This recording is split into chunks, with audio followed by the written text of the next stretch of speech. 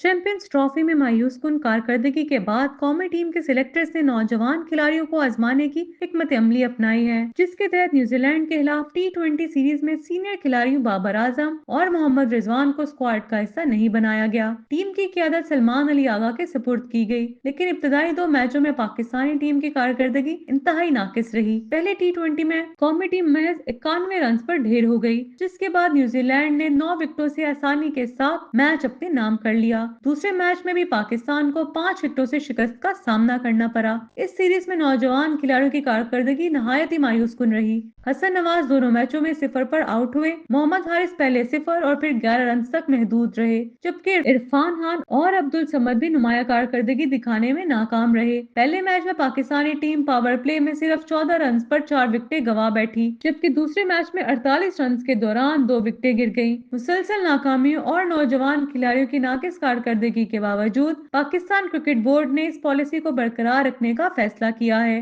Team में नौजवानों को ही मौका दिया जाएगा।